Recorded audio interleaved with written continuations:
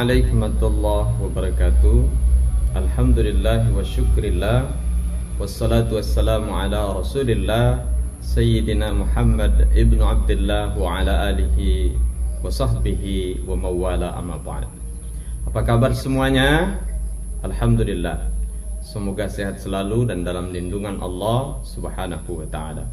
Salawat dan salam kita haturkan keharibaan baginda Rasulullah Muhammad sallallahu alaihi wasallam.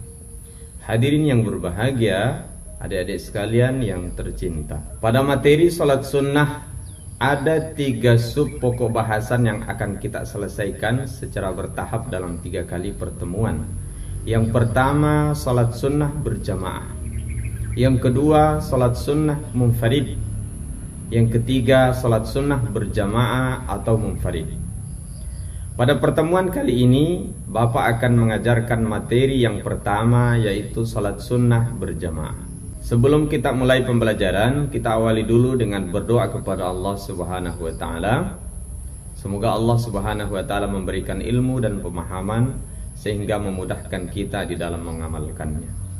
A'udzu billahi minasyaitonir rajim. Bismillahirrahmanirrahim. Allahumma inni as'aluka ilman nafi'a wa rizqan thayyiba wa amalan mutaqabbala. Ya Allah, sungguh aku memohon kepadamu ilmu yang bermanfaat, rizki yang baik dan amal yang diterima. Amin ya rabbal alamin. Selanjutnya kita masuk ke dalam tujuan pembelajaran. Setelah mengikuti pembelajaran ini, siswa diharapkan dapat yang pertama menyebutkan pengertian salat sunnah berjamaah dengan benar. Yang kedua, memahami macam-macam salat sunnah berjamaah dengan baik. Yang ketiga, memahami ketentuan dan waktu salat sunnah berjamaah dengan benar. Yang keempat, menyebutkan salat sunnah yang harus dikerjakan secara berjamaah dengan benar. Yang kelima, mempraktekkan salat sunnah berjamaah dengan benar. Dan yang keenam adalah membiasakan melakukan salat sunnah dalam kehidupan sehari-hari dengan baik.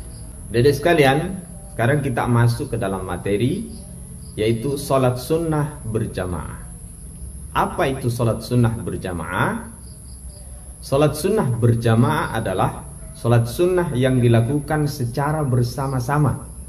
2 orang atau lebih, salah satu menjadi imam dan yang lain menjadi makmum dengan syarat yang telah ditentukan. Salat sunnah berjamaah di dalam pembahasan kita kali ini adalah salat sunnah yang hanya bisa dilakukan berjamaah dan tidak bisa dilakukan sendirian.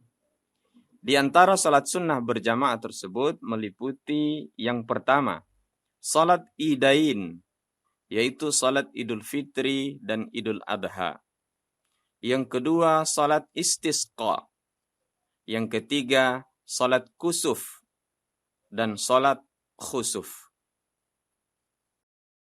Salat idain atau salat Idul Fitri dan salat Idul Adha. Salat Idul Fitri adalah salat sunnah 2 rakaat yang dilaksanakan pada hari raya Idul Fitri pada setiap tanggal 1 Syawal setelah melaksanakan puasa Ramadan 1 bulan lamanya. Sedangkan salat Idul Adha adalah salat sunnah yang dilaksanakan pada hari raya Kurban atau hari raya Idul Adha pada setiap tanggal 10 Zulhijjah bertepatan dengan pelaksanaan rangkaian ibadah haji di Tanah Suci. Hukum melaksanakan salat idain yaitu Idul Fitri dan Idul Adha adalah sunnah muakkad, yaitu sangat dianjurkan. Nabi sallallahu alaihi wasallam bersabda, amarana ta'nin Nabi sallallahu alaihi wasallam an tukhrija fil aidainil awatiqa wa dhawatil khuduri wa amaral khuyyada ayyatazilna musallal muslimin. Artinya, Nabi sallallahu alaihi wasallam memerintahkan kepada kami pada saat salat Idul Fitri atau Idul Adha agar mengeluarkan gadis yang baru beranjak dewasa dan wanita yang dipingit, begitu pula wanita yang sedang haid, Namun beliau memerintahkan pada wanita yang sedang haid untuk menjauhi tempat sholat. Bagaimana cara pelaksanaan sholat Id? Yang pertama, ketika kita melaksanakan sholat Id, kita awali dengan niat di dalam hati. Tetapi ada di sisi lain yang melafalkan niatnya. Adapun lafaz niat sholat Id, yang pertama niat sholat Idul Fitri. Usalli sunnata li'idil fitri rak'ataini ma'muman lillahi ta'ala. Sedangkan lafaz niat salat Idul Adha, usalli sunnata li'idil adha rak'ataini ma'muman lillahi ta'ala. Selanjutnya yang kedua takbiratul ihram. Kemudian yang ketiga membaca doa iftitah. Yang keempat takbir 7 kali pada rakaat pertama dan 5 kali pada rakaat kedua. Dan di antara takbir membaca tasbih, yaitu subhanallahi walhamdulillahi wala ilaha illallah wallahu akbar. Selanjutnya yang kelima membaca ta'awuz, tentunya dibaca sir atau pelan. Yang keenam membaca surah Al-Fatihah.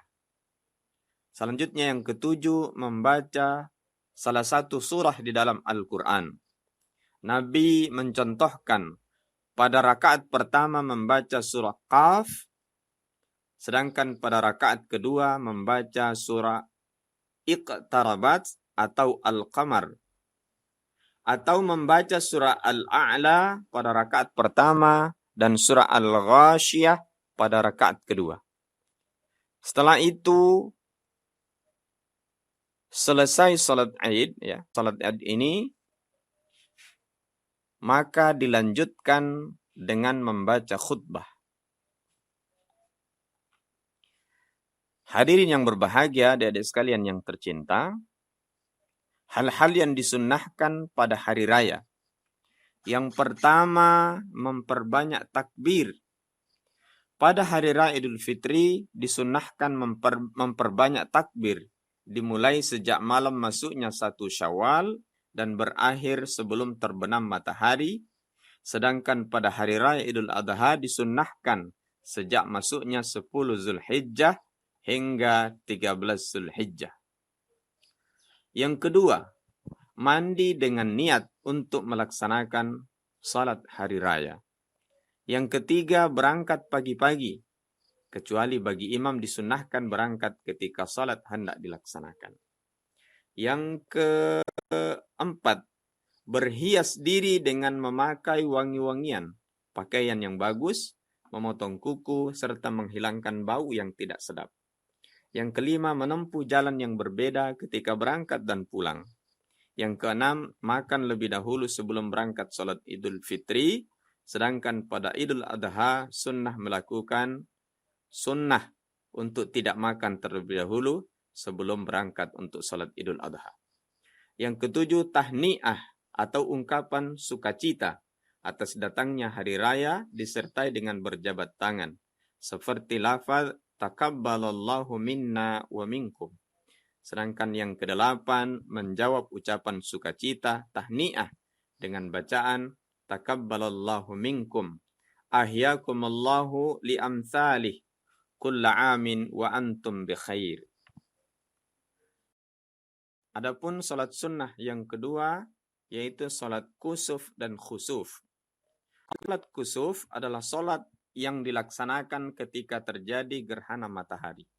Sedangkan salat khusuf adalah salat yang dilaksanakan ketika terjadi gerhana bulan di malam hari. Salat ini dilaksanakan sebanyak 2 rakaat. Hukum melaksanakannya adalah sunnah muakkad. Hal yang membedakan salat kusuf dan khusuf dibanding salat pada umumnya adalah dalam salat kusuf dan khusuf, setiap rakaat terdapat 2 kali membaca surah Al-Fatihah dan 2 kali ruku. Sedangkan di dalam 2 rakaat salat khusuf dan khusuf terdapat 4 kali membaca surah Al-Fatihah dan 4 kali ruku serta 4 kali sujud. Tata cara pelaksanaan salat kusuf dan khusuf. Yang pertama diawali niat di dalam hati atau melafazkan niat sebagai berikut. Yang pertama salat kusuf. Usalli sunnata li kusufi syamsi rak'ataini lillahi ta'ala. Sedangkan salat khusuf atau gerhana bulan, usalli sunnata li khusufil qamari rak'ataini lillahi ta'ala. Selanjutnya melanjutkan dengan takbiratul ihram.